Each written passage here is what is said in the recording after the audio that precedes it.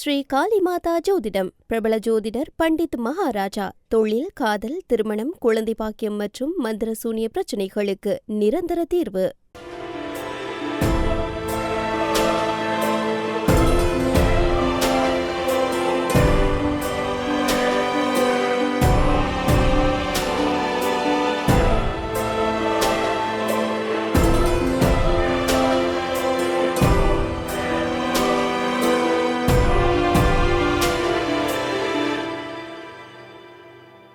வணக்கம். மீண்டும் மற்றொரு ராஜ்யம் நிகழ்ச்சியினூடாக சந்தித்திருக்கின்றோம். உக்ரைன் மீது ட்ரோன்கள் மற்றும் ஏவுகணைகளை ஏவி நேற்று முன்தினம் ரஷ்யா மேற்கொண்ட தாக்குதலில் 7 பேர் கொல்லப்பட்டதோடு 34 பேர் காயமடைந்துள்ளார்கள் என்று அதிகாரிகள் தெரிவித்திருக்கின்றார்கள். டினிப்ரோ உட்பட உக்ரைனில் 5 நகர்களை இலக்கு வைத்து சுமார் 660க்கும் மேற்பட்ட ட்ரோன்கள் மற்றும் ஏவுகணைகளை ஏவி ரஷ்யா இந்த தாக்குதல்களை மேற்கொண்டதாகவும் அவர்கள் கூறியிருக்கின்றார்கள். அதே நேரம் ரஷ்யா சனிக்கிழமைக்கு முந்தைய ஒரே இரவில் 619 ட்ரோன்களை 47 ஏவுகணைகளை பயன்படுத்தி தாக்குதலை நடத்தின.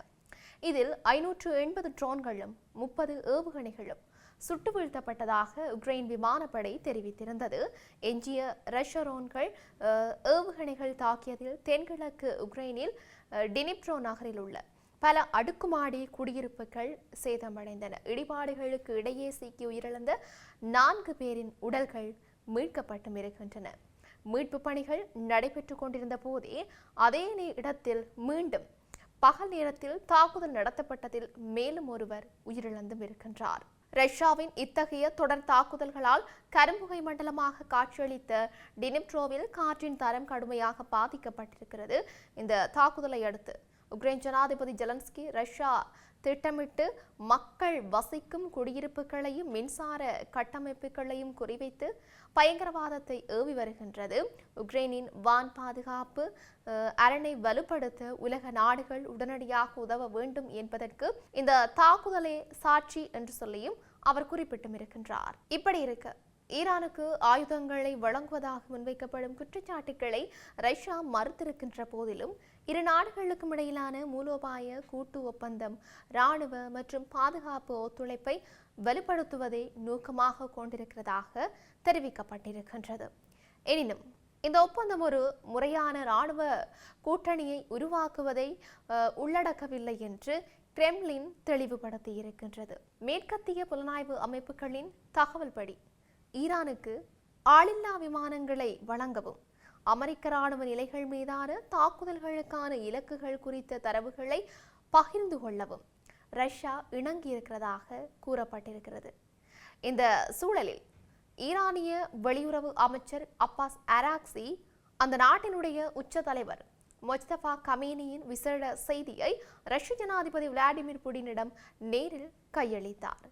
இதனைத் தொடர்ந்து வாஷிங்டன் மற்றும் தெஹ்ரான் இடையிலான போர் நிறுத்த பேச்சுவார்த்தைகளின் தற்போதைய நிலை குறித்து புடின் மற்றும் வெளியுறவு அமைச்சர் லாவ்ரோவ் உள்ளிட்ட உயர்மட்ட அதிகாரிகள் ஆலோசனைகளை முன்னெடுக்க இருக்கின்றார்கள். போர் தொடங்கிய காலம் முதல் ரஷ்யாவும் ஈரானும் நெருக்கமான தொடர்பை பேணி வருவதோடு அரசியல் மற்றும் ராஜதந்திர ரீதியாக மோதல்களை தீர்க்கவும் தீர்வுகளை கண்டறியவும் ஒத்துழைக்க தயாராக இருப்பதாக ரஷ்யா தெரிவித்தும் இருக்கின்றது. தொடர்ந்து லெபனான் மற்றும் இஸ்ரேலிடையே போர் நிறுத்தம் நடைமுறையில் இருக்கும் நிலையிலும் கடந்த 2 நாட்களில் மட்டும் லெபனானில் 50க்கும் மேற்பட்ட இலக்குகளை குறிவைத்து இஸ்ரேலிய ராணுவம் பாரிய தாக்குதல்களை முன்னெடுத்துள்ளது பெரும் பரபரப்பை ஏற்படுத்தியிருக்கிறது. லெபனானில் இருந்து ஏற்பட இருந்த உடனடி அச்சுறுத்தல்களை முறியடிக்கவே இந்த நடவடிக்கை எடுக்கப்பட்டதாக இஸ்ரேலிய பாதுகாப்பு படை திங்கட்கிழமை அதிகாரப்பூர்வமாக அறிவித்தும் இருந்தது. குறிப்பாக இஸ்ரேலிய எல்லைப் பகுதி மற்றும் அங்கு நிலைநிறுத்தப்பட்டிருக்கிற வீரர்களை தாக்கும் நோக்கில் வடிவமைக்கப்பட்டிருந்த பிரம்மாண்ட சுரங்க வளாகம் ஒன்றை இஸ்ரேலிய ராணுவம் தரைமட்டமாக்கியிருக்கிறது.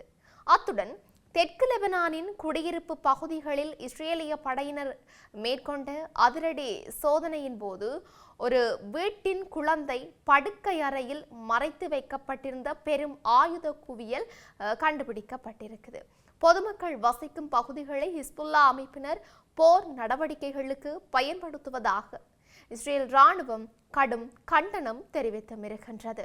அத்துடன் போர் நிறுத்த உடன்படிக்கையை மீறி முன்னெடுக்கப்பட்டிருக்கின்ற இந்த தாக்குதல்கள் மத்திய கிழக்கு பிராந்தியத்தில் மீண்டும் போர் பதற்றத்தை அதிகரித்திருக்கின்றமையும் இங்கு சுட்டிக்காட்டத்தக்க ஒரு விடயமாகவே இருக்கின்றது. இவை இப்படி இருக்க ஈரான் அரசாங்கத்திற்கு அமெரிக்கா மீண்டும் கடுமையான எச்சரிக்கையை விடுத்திருக்கின்றது. ஹார்முஸ் நீரிணை விவகாரத்தில் ஈரான் மேற்கொள்ளும் கெடுபிடிகளை ஒருபோதும் அனுமதிக்க முடியாது என்று அமெரிக்க ராஜாங்க செயலாளர் மார்க்கோ ரூபியோ தெரிவித்திருக்கின்றார். சர்வதேச ஊடகம் ஒன்றுக்கு நேர்காணல் வழங்கியிருக்கின்ற ரூபியோ ஹார்முஸ் நீரிணை திறந்தே இருப்பதாக ஈரான் கூறுவதை நிராகரிப்பதாக சுட்டிக்காட்டியிருக்கின்றார். ஈரானிடம் அனுமதி பெற்று அவர்களுக்கு பணம் செலுத்தினால் மட்டுமே கப்பல்கள் செல்ல முடியும் என்பதும், இல்லை என்றால் தாக்குதல் நடத்துவோம் என்பதும் நீரிணையை திறந்து வைத்திருப்பதாக அர்த்தமாகாது என்றும் தெரிவித்திருக்கின்றார். பிப்ரவரி இறுதியில் அமெரிக்கா மற்றும் இஸ்ரேல் ஈரானை தாக்கியதிலிருந்து இந்த குறுகிய நேர்வழி பாதையில் கப்பல் போக்குவரத்து முடங்கியிருக்கிறது. இதனால் உலகளவில் எரிபொருள் விலை உச்சத்தை எட்டியிருக்கின்றது. ஈரான் தற்போது இருக்கின்ற இக்கட்டான பொருளாதார சூழலில் இருந்து வெளியேற அமெரிக்காவுடன் ஒப்பந்தம் செய்து கொள்வதில் தீவிரமாக இருப்பதை ரூபியோ ஒப்புக்கொண்டிருக்கின்றார். எந்த ஒரு ஒப்பந்தமும் ஈரான் அணு ஆயுதம் தயாரிப்பதை திட்டவட்டமாக தடுக்கும் வகையில் இருக்க வேண்டும் என்று சொல்லியும் அவர் தெரிவித்திருக்கின்றார். ஈரானில் பணவீக்கம் அதிகரித்திருக்கிறதோடு ஊதியம் வழங்குவதிலும் சிக்கல் நிலவுகின்றது. போர் தொடங்குவதற்கு முன்பு இருந்த பிரச்சனைகள் தற்போது மேலும் மோசமடைந்தும் இருக்கின்றன. பாகிஸ்தானின் முயற்சியால் ஏப்ரல் 8 முதல் 2 வார கால போர் நிறுத்தம் அறிவிக்கப்பட்டு பின்னர் அது நீடிக்கப்பட்டது. இதனைத் தொடர்ந்து ஏப்ரல் 11 அன்று இஸ்லாமாபாத்தில் இரு நாடுகளுக்கும் இடையே பேச்சுவார்த்தைகள் நடைபெற்றிருந்தமை குறிப்பிடத்தக்கது. இப்படி இருக்க ஈரானுக்கு ஆயுதங்களை வழங்குவதாக முன்வைக்கப்படும் குற்றச்சாட்டுகளை ரஷ்யா மறுத்திருக்கின்ற போதிலும் இரு நாடுகளுக்கும் இடையிலான மூலோபாய கூட்டு ஒப்பந்தம் இராணுவ மற்றும் பாதுகாப்பு ஒத்துழைப்பை வலுப்படுத்துவதை நோக்கமாக கொண்டிருக்கிறதாக தெரிவிக்கப்பட்டிருக்கிறது. எனினும் இந்த ஒப்பந்தம் ஒரு முறையான இராணுவ கூட்டணியை உருவாக்குவதை உள்ளடக்கவில்லை என்று கிரெம்ளின் தெளிவுபடுத்தி இருக்கிறது.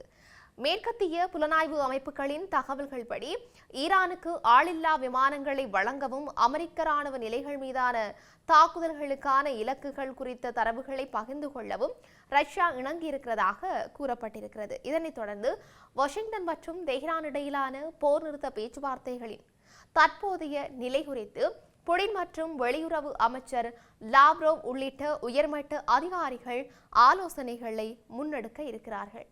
போர் தொடங்கிய காலம் முதல் ரஷ்யாவும் ஈரானும் நெருக்கமான தொடர்பை பேணி வருவதோடு அரசியல் மற்றும் ராஜதந்திர ரீதியாக மோதல்களை தீர்க்கவும் தீர்வுகளை கண்டறியவும் ஒத்துழைக்க தயாராக இருப்பதாக ரஷ்யா தெரிவித்திருக்கின்றமை இங்கு குறிப்பிடத்தக்க ஒரு விடயமாகவே இருக்கின்றது.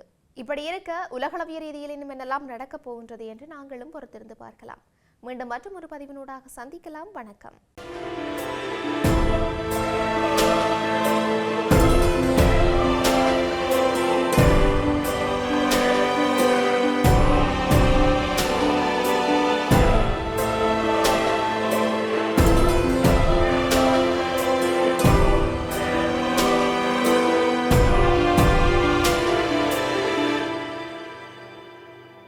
ஸ்ரீ காளிமாதா ஜோதிடம் பிரபல ஜோதிடர் பண்டித் மகாராஜா. தொழில், காதல், திருமணம், குழந்தை பாக்கியம் மற்றும் மந்திர சூனிய பிரச்சினைகளுக்கு நிரந்தர தீர்வு.